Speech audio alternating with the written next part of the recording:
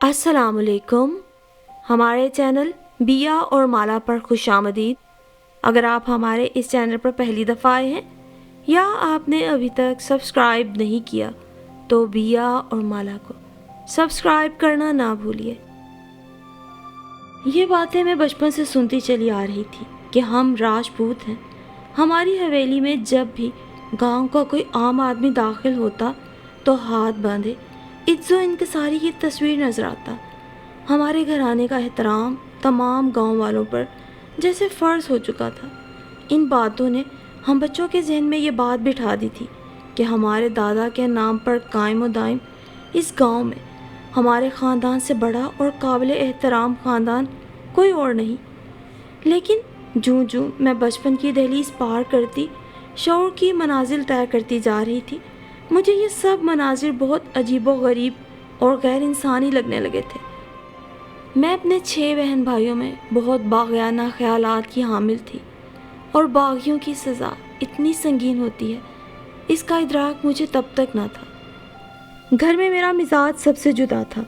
मैं छोटे बड़े की तफरीक को सिर्फ तकवा की बुनियाद पर ठीक समझती, बाकी बेअसूल लगता मुझे। मैं अपने घर में वाहिद थी जो अपने मुलाजमों से भी इज़्ज़त और एहतराम से पेश आती, उनसे घुल मिल कर रहती। शुरू में तो मेरी इस बात को किसी ने अहमियत न दी, लेकिन कब तक आखिर घर के बड़ों ने मुझे टोकना शुरू कर दिया कि हम बड़े और अमीर ख़ानदान के हैं, तुम्हें इनमें खुद में थोड़ा फ़र्क रखना चाहिए। लेकिन मैं कहाँ मानने वाली थी। जब मौका मिलता मासी जुबैदा की बेटी सारा के साथ खेलने लग जाती। और फिर ये उन दिनों की बात है जब मैं मैट्रिक के इम्तहानात देकर फारिग हुई थी। मेरी खाला साइमा जो लाहौर में मुकीम थी, उन्हें इल्म हुआ तो उन्होंने अम्मी अबू से इजाज़त ले ली, महाविश फारिग है, इसे कुछ दिन के लिए लाहौर भेज दीजिए। अम्मी अबू से इजाज़त मिल गई और मैं खुशी खुशी लाहौर जाने की तैयारी करने लगी। भैया मुझे लाहौर छोड़ गए। अभी मुझे खाला के यहाँ आए चंद रोज़ ही हुए थे कि उनकी काम करने वाली मासी ज़ोहरा के शौहर का एक्सीडेंट हुआ। वो मौके पर ही जाँ बहक हो गए। मासी का एक ही बेटा अली था जो कि मेरी तरह मैट्रिक के इम्तहानात से फारिग हुआ था और नतीजे के इंतज़ार में था।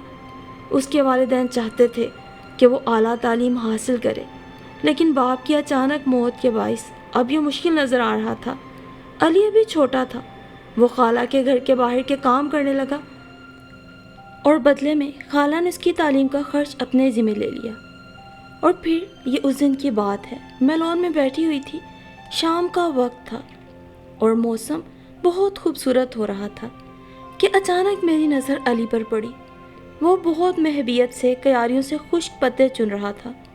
मैंने आज तक उसे एक नौकर की नज़र से देखा था और वैसे भी लाशऊरी तौर पर मुझे अपने आला नस्ब होने पर फ़ख्र था, लिहाजा मैं बड़ी बेनियाजी से उसके पास जाकर खड़ी हो गई और तहकमाना अंदाज में पूछने लगी, क्यों भाई, क्या हो रहा है? उसने एकदम चौंक कर मुझे देखा और फिर जैसे पलकें झपकना ही भूल गया।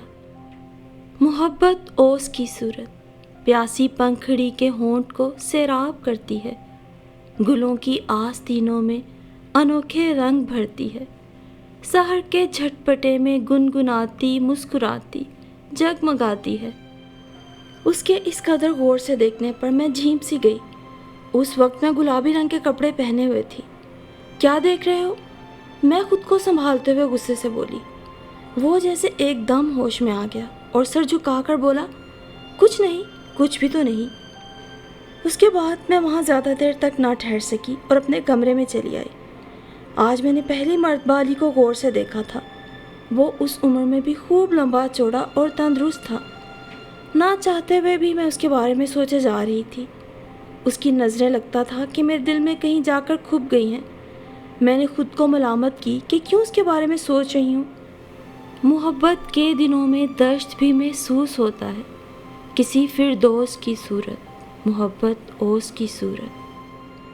बावजूद कोशिश के मैं अपने दिलो दिमाग से उसको ना निकाल सकी।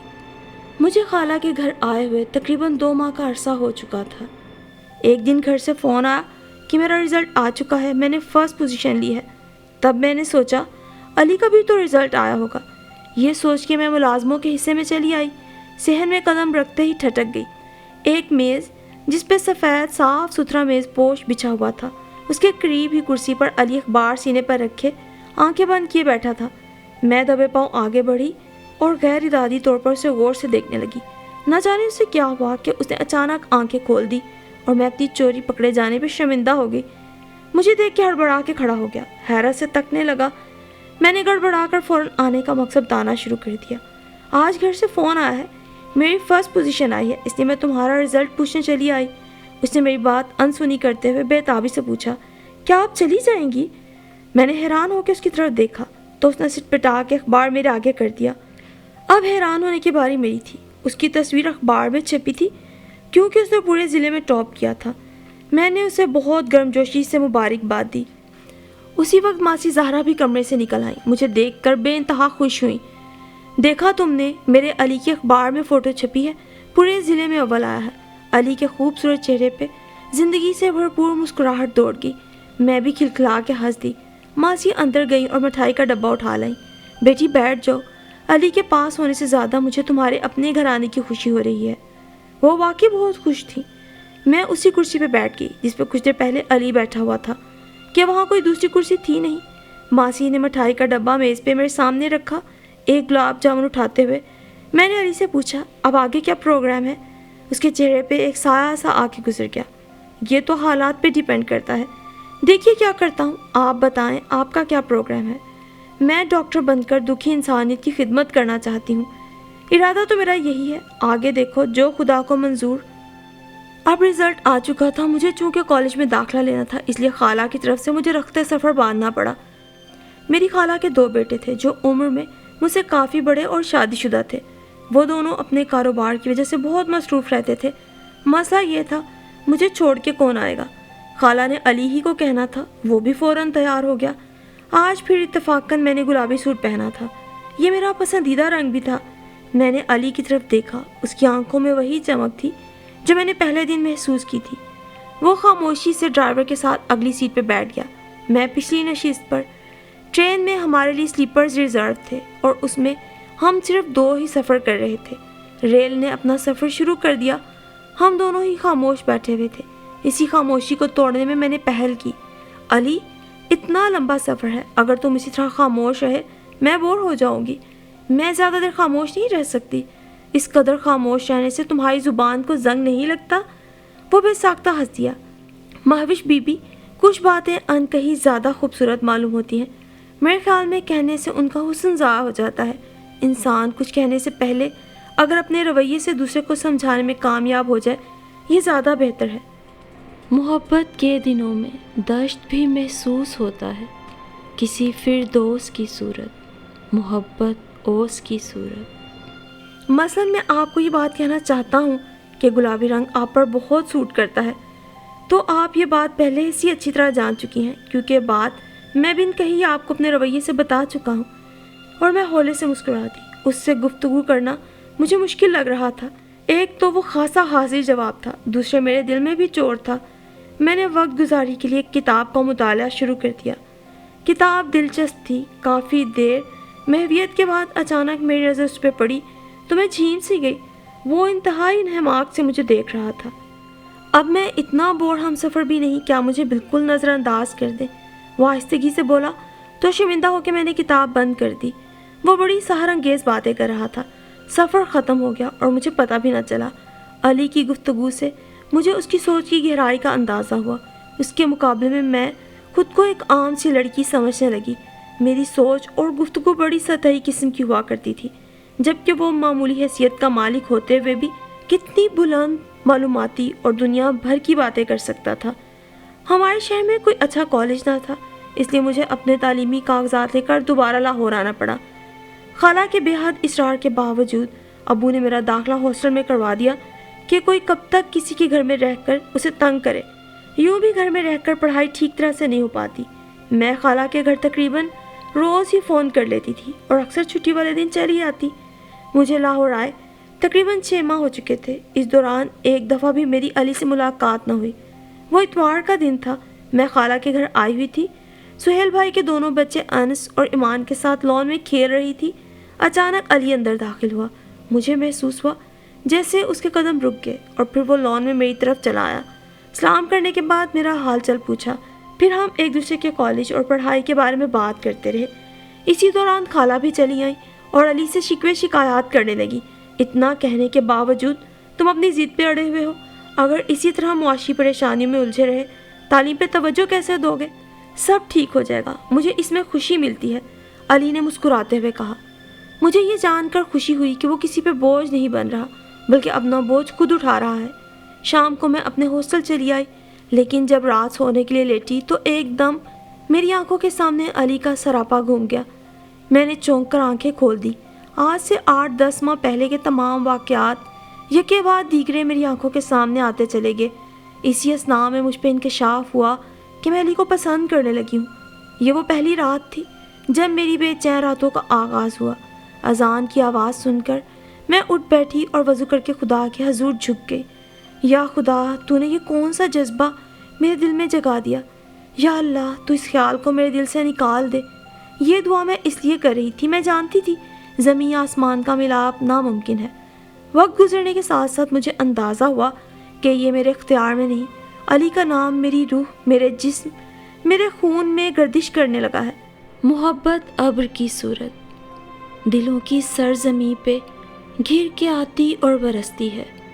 چمن کا ذرہ ذرہ جھومتا ہے، مسکراتا ہے، ازل کی بے نمو مٹی میں سبزہ سر اٹھاتا ہے۔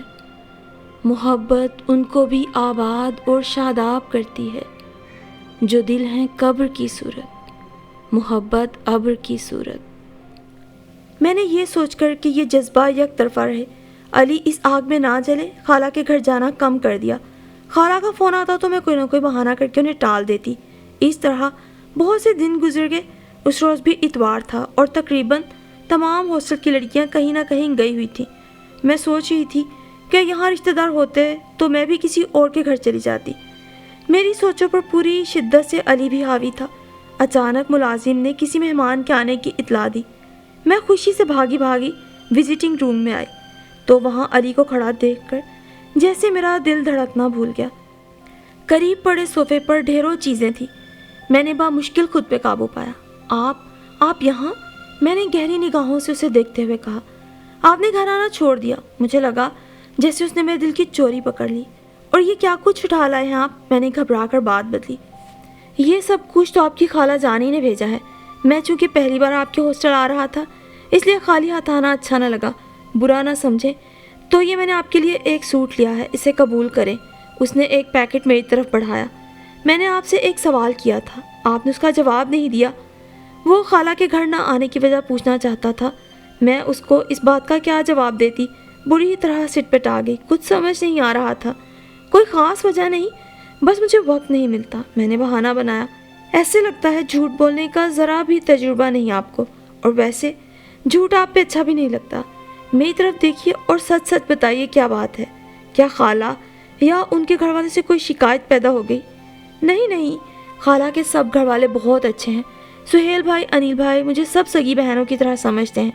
آپ مجھے اپنا دوست سمجھیں اور وہاں نہ آنے کی دوسری وجہ بتائیں۔ وہ مجھ سے حقیقت کا اعتراف کروانا چاہتا تھا جو بہت مشکل تھا۔ میں خود پہ جبر کر کے نڈھال ہو چکی تھی۔ اس کی ذرا سی ہمدردی، لہجے کی نرمی، انداز کی گرمی نے میرے دل کو پگھلا دیا۔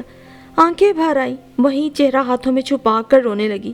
محبت آگ کی صورت بجھے سینوں میں جلتی ہے تو دل بیدار ہوتے ہیں۔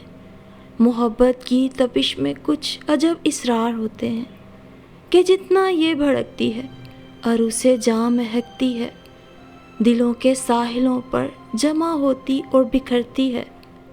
محبت جھاگ کی صورت، محبت آگ کی صورت۔ وہ گھبرا کر میری طرف بڑھا لیکن پھر رک گیا۔ اس نے کچھ دیر مجھے رونے دیا۔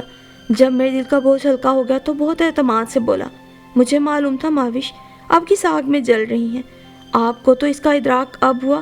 مجھے دیکھیے، میں آپ کی پہلی نظر کا شکار ہوں، یہ جانتے ہوئے بھی کہ آپ آسماں کا چاند اور میں زمین کا معمولی سا ذرہ ہوں۔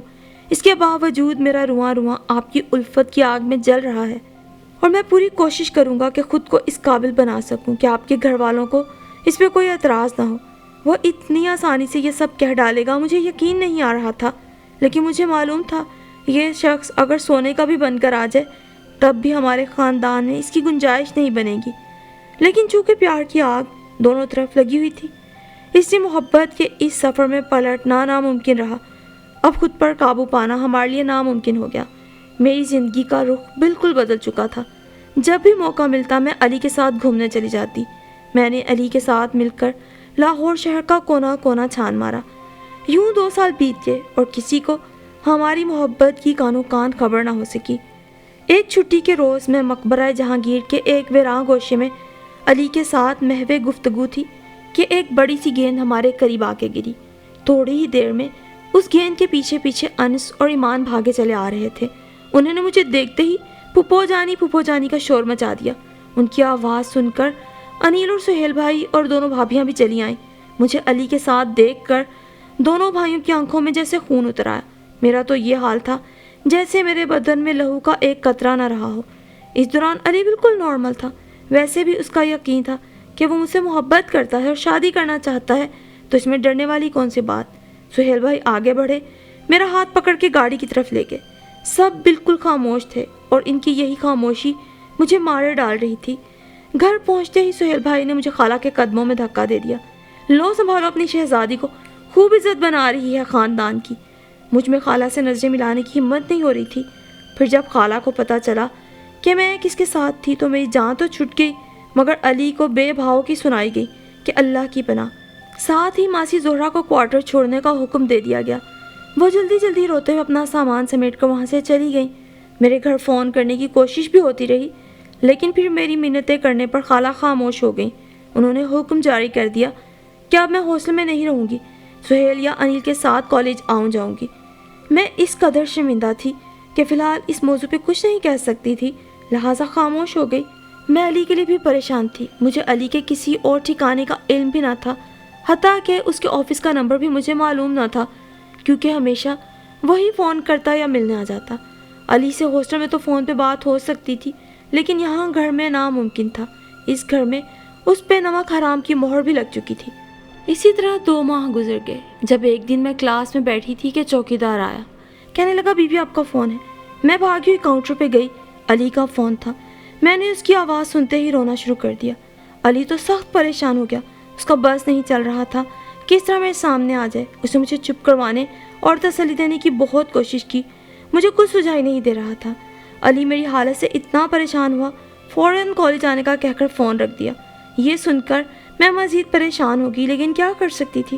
تھوڑی دیر بعد علی کالج کے گیٹ پہ موجود تھا۔ محبت خواب کی صورت نگاہوں میں اترتی ہے، کسی مہتاب کی صورت۔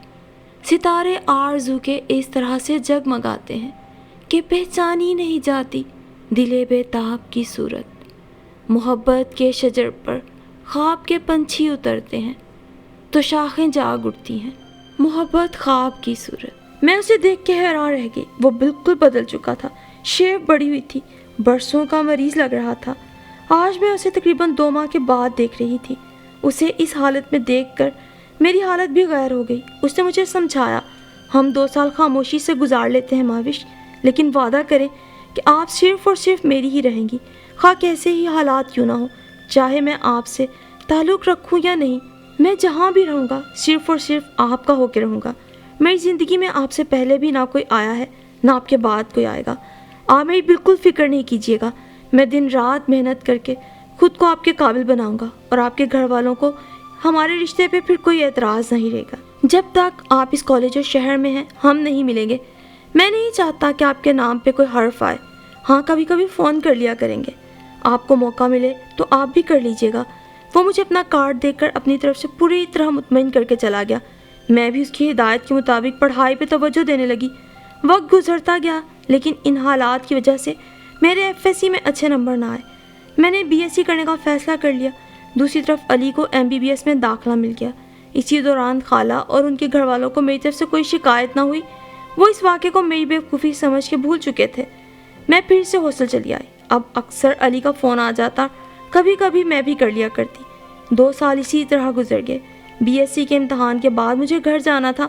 میرا دل شدت سے چاہ رہا تھا کہ جانے سے پہلے ایک بار علی کا چہرہ دیکھ لوں۔ خدا نے میری سن لی۔ میرے جانے سے 1 روز قبل شام کو علی آ گیا، ڈھیروں تحفے لے کر، لیکن مجھے سب سے زیادہ خوشی اس کی آمد سے ہوئی۔ یہ دیکھ کر مجھے بہت خوشی ہوئی کہ اس نے اپنے آپ کو سنبھال لیا ہے۔ ان 2 سالوں میں علی میں بہت مثبت تبدیلیاں آئی تھیں۔ میری اس پر سے نظریں ہی نہیں ہٹ رہی تھی۔ دل چاہ رہا تھا وقت تھم جائے اور میں اسے دیکھتی رہوں۔ وہ بھی بڑی وارفتگی سے مجھے دیکھ رہا تھا۔ ان 2 برسوں میں تو آپ بہت پیاری ہو گئی ہیں، اس نے جذبات سے بھرپور آواز میں کہا۔ اپنی تعریف سن کے میں بری طرح شرما گئی۔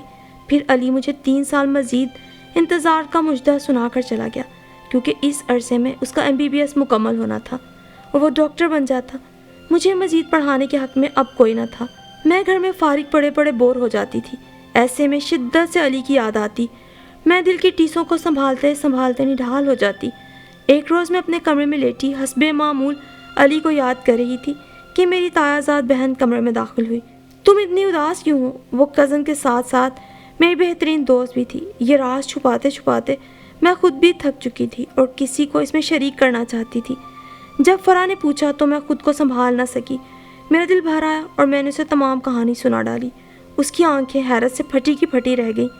مہوش، تم نے ایک ملازم لڑکے کو کیسے پسند کر لیا، وہ بھی اس حد تک؟ لیکن میں تو جیسے اپنا تمام بوجھ اتار کے ہلکی پھلکی ہو گئی تھی۔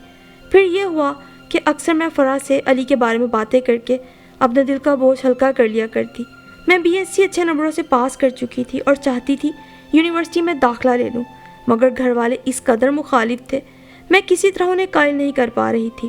امی نے تو صاف صاف کہہ دیا، بس بہت لاڈ پیار ہو گیا، اب اسے چاہیے کہ گھر کا کام کاج سنبھالے، اگلے گھر بھی جانا ہے۔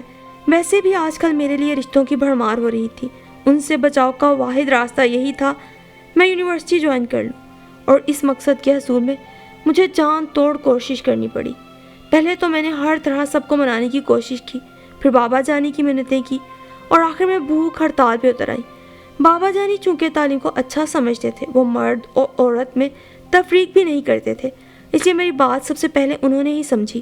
ان کے فیصلے پر میں نے یونیورسٹی میں داخلہ لے لیا۔ یہاں بہت سے لڑکوں نے میری جانب بڑھنے کی کوشش کی، لیکن میرا مکمل یقین تھا کہ دل کا ایک ہی دروازہ ہوتا ہے جو اپنے اصل مکی کو پا لینے کے بعد کچھ اس طرح بند ہوتا ہے کہ پھر کھلنے کی گنجائش تو ایک طرف در یا دروازے کا نام و نشان تک باقی نہیں رہتا۔ اور یوں بھی میرے دل نے تو شعور کی پہلی سیڑھی پہ قدم رکھتے ہی اپنے اصل مکی کو پا لیا تھا۔ اب اس میں کسی کی بھی گنجائش نہیں تھی، لہٰذا میں نے مکمل طور پر خود کو پڑھائی میں گم کر لیا، اپنی تنہائی کو ہی اپنا ساتھی بنا لیا۔ اس دوران میرا ایک بار بھی علی سے رابطہ نہ ہو سکا۔ میں نے اس کی یادوں کے سہارے انگلش میں MA کر لیا۔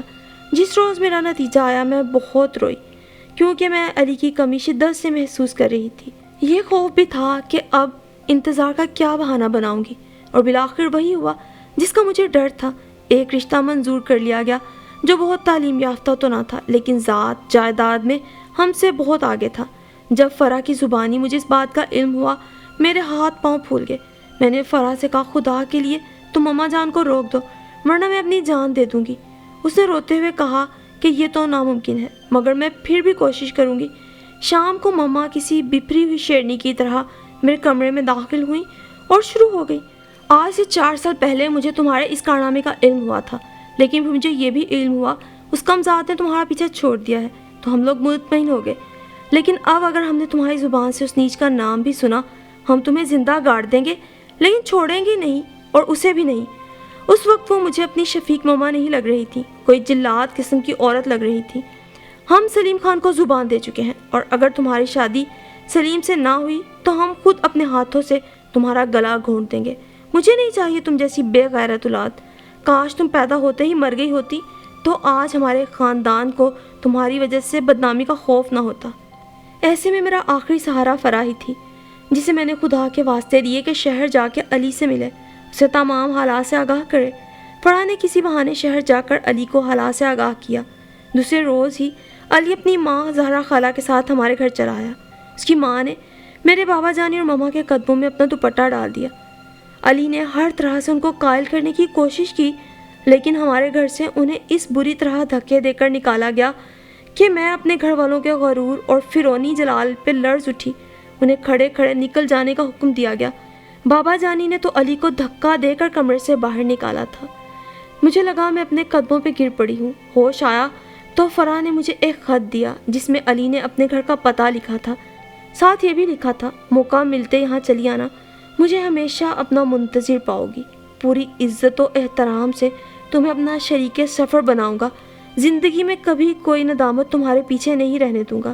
ایک طرف علی کی محبت تھی تو ایک طرف خاندان کا نام، وقار اور عزت۔